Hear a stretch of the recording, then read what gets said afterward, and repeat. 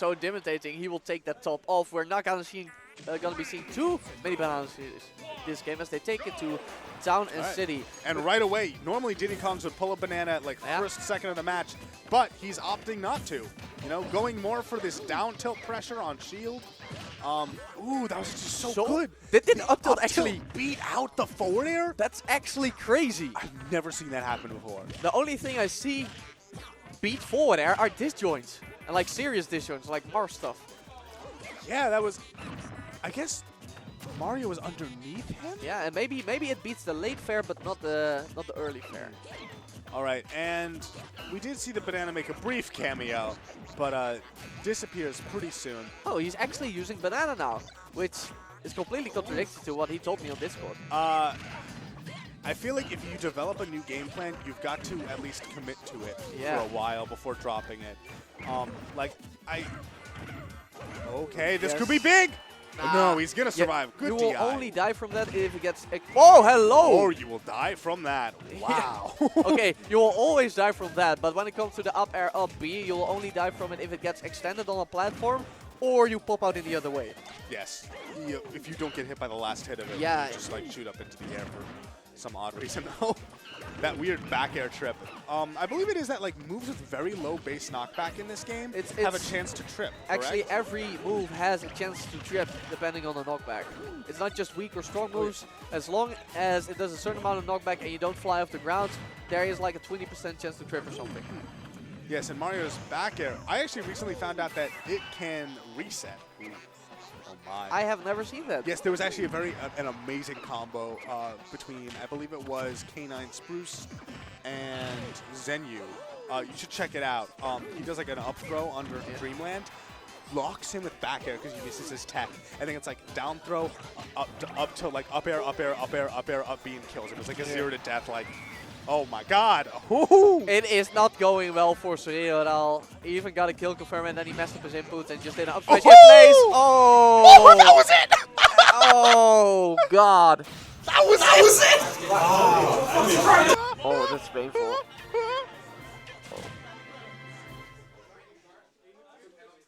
Three stock. That was painful. That was a 3-stock. Especially, it feels like home because that was basically a 2-stock match. Yeah. It's like I'm back in the States already. Especially after all the confidence that Soreru had going in. Yeah.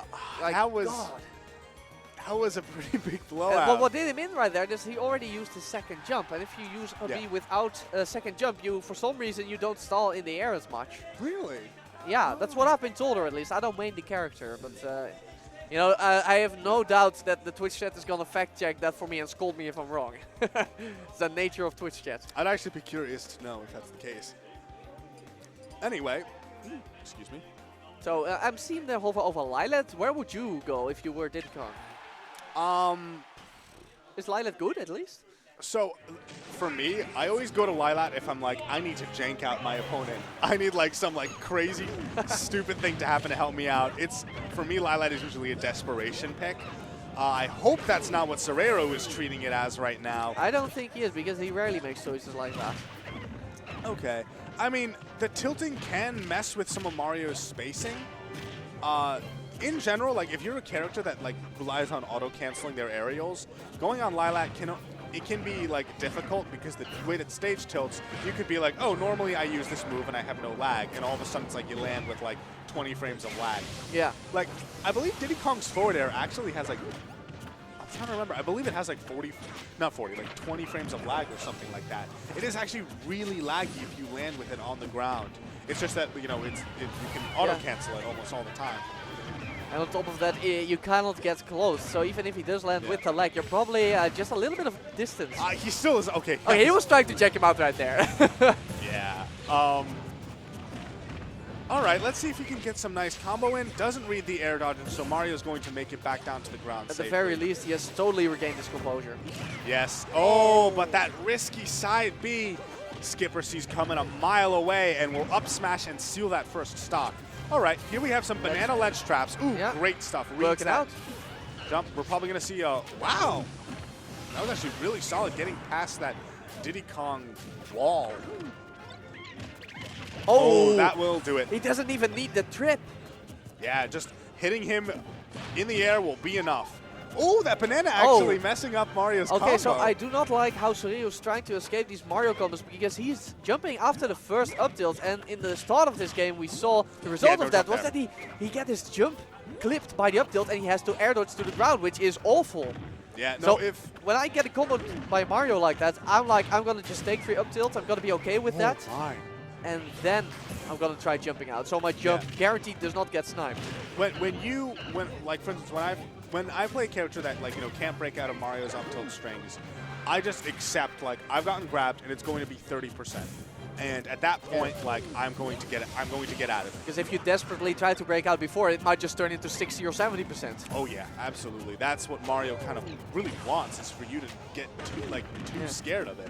And at this point, all right, we have just barely messing up the spacing on that air dodge read. And Soreru knows he shouldn't do that because, like I said before, we talked about this matchup, and Skipper almost always goes for the highest reward option. If he can get a guaranteed 8% with an up air or go for the air dodge treat for the dunk, he's usually going for that. As you see right there. That time he went for the dunk knowing that Soreru would not air dodge that time. He's already been caught on that air dodge several times in a row. That's one of also the really great benefits of getting an air dodge lead. It's not just you have executed a harder punish, but also your opponent is much less likely to air dodge again after that. And we see that already coming into play. Oh, there's going to the cave, that's it! And charges the up smash, and that extra little bit of charge is just enough to seal that Mario stock. And he finally takes the lead after a devastating game 1. It must feel really hopeful for Soreru right now. Oh yes, and of course he wants this win. Oh! The timing on the normal getup. That was actually amazing timing. That's the timing of somebody who gets hit by his own banana a lot. Yeah. Oh my, that was... All right, good back air. I like the spacing right now. Those down tilts, managing to actually cover the spot dodge. Okay. Skipper on the back foot. And like Mega Man, it's super hard to make a comeback versus Diddy Kong. Oh, absolutely. He's in that sort of echelon of top-tier characters where when they have a lead, they will make your life absolutely miserable. That was actually such a good flood. That flood was so good. That flood basically might lead to a stop. Yeah, because he got to where he is because of the flood. Yeah, but now Skipper has to start thinking about that kill. The back throw will seal it. 77% lead. It's looking good for Soreru, but it's good getting out of hand real fast.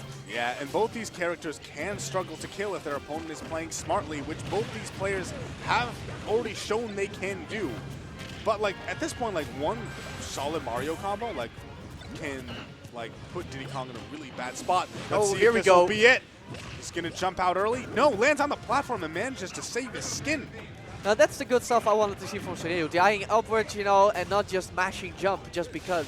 Oh yeah, absolutely. That was the smartest he could have Yeah, done. he got only 30% instead of the 60 or 70 we are so used to seeing top Marios execute. Oh. Soreru's taking it easy. Oh, he drops the banana. All right, let's see this now. Oh, that was so smart. This could be huge. Ooh. Soreru does not want to end up in a position where he's being edge guarded, but that down tilt up smash will seal the deal. Game 2 going for Soreru. This counter pick works out really nicely for him, actually. So I don't know what happened game 1, but this is basically the way Soreru should have been playing the entire time. It was very interesting of him just getting bopped like that in game 1. I mean, I think a big part of it is that he, you said before he can go on tilt. And I think he just went on tilt extremely hard. Had a bad start and he was like, what's happening? Yeah, but being able to step away for a game and take it to a little bit of an unorthodox counter pick, being Lilat, really managed to, he had a fresh mind for it, and he just kept it together and clutched out that game 2. So now Skipper has the counter pick. Do you think he'll stay Mario? He seems to be messing with his controls. I'm not sure if there was a controller issue going on the entire time. I would be surprised if he switches. What? No. Go away. Okay. Soreru does not have Alucario. I was going to say, I would have been a surprise. So they choose Smashville. What about it? All right. I can see why Mario would want to take Diddy Kong to Smashville. It's his second best stage according to ESAM stage select. Yeah, I mean, Mario is a character where like every stage is kind of good for him. I don't think that Smashville has necessarily any huge improvements another stage wouldn't. Yeah, I only think like FD and Duck may be kind of rough if he's facing a character that can outrun or outspace him real hard. Yeah, I mean, so one of the ways that when I'm trying to counterpick against someone, I think about how I was doing in neutral. If it's the sort of thing where like I feel like I'm confidently outplaying him in neutral, I like to take them to flat stages like FD or Smashville because that's more, you know, that's more foot seats. It's more relying on that. I think that one of the reasons that Skipper has taken Soreru here to Smashville instead of a stage like Dreamland or Battlefield, which are other good Mario stages, are because he's confident in his neutral and punish game. Incredible kill confirm after the missed stack. That was actually stellar. That was, I think he started that combo at like, what, 30%? Yeah. And he just took him all the way to death. Just kept on resetting and resetting and resetting. And I honestly think we might see a game one situation here because that could easily put Soreru on tilt. Yeah, if he doesn't get some good things going soon, it's gonna just escalate and escalate. Okay, at least he gets him on the platform. We're entering high percent for Mario, but Diddy Kong, even though he has great kill confirms, his power is a little bit lacking at times. Oh, excellent read! That was such a good read, but Mario's living, hanging on by a thread. Let's see if Diddy Kong can clean up this stock. Oh my. Yeah, he's looking for it, he's looking for it. He's looking for it. Okay. Down tilt up smash is going to seal the deal. He's back in it. A Vortex or two should even up the game. But he's gonna have to be real careful on what Skipper's trying to do here. Excellent Tomahawk. Ooh, that was such a good read where he just faded back, waiting for Diddy Kong to throw out that hitbox and went in to continue with that. And again, that's the Skipper style, you know. He could have gotten another easy up air, but instead he wanted to read for a harder punish with the down air, even though, unfortunately for him, the final hit did not connect. Yes. And I mean, at this point, I think that Skipper is really inside of Soreru's head when he has the advantageous state. Yeah. Like when Skipper has, like, you know, puts Diddy Kong in a bad spot, he is just going miles. He's just going ham as soon as he gets that first hit in. Oh, but down tilt up smash not gonna kill at this percent. If Soreru can keep himself in check and neutral, then he should be good. He has a jump. Yes, he does. Oh, that back air that was so smart, just immediately covering that jump option. No, that's okay. That's the kind of stuff that will make him go on tilt. In theory, he had something that would hit him. He could have got a harder punish, like killed him, but it should have hit him. But in the end, he was the one that lost his stock. That's the kind of stuff that puts Soreru in tilt. Yeah, I don't know what that was. Down throw to up tilt to flood. I don't know either. Missing his tech again. He actually probably could have jab locked him. Yeah. That might have been the game. If he had jab locked him into fully charged then we've gotten smash. a full charge of forward smash instead of just a regular one. But regardless, I think he wanted to kind of play it safe and just go for the raw forward smash there. Still paying off, but Mario has to think about getting this kill. He's been getting a lot of kills with his up smash. But when Diddy Kong's at higher percents like this, he likes to play defensively with shielding and down tilts, but back air is going to do it. Tries to block him out with forward air, but he gets hit with a drop kick off his own, like you just said. Skipper takes it 2-1.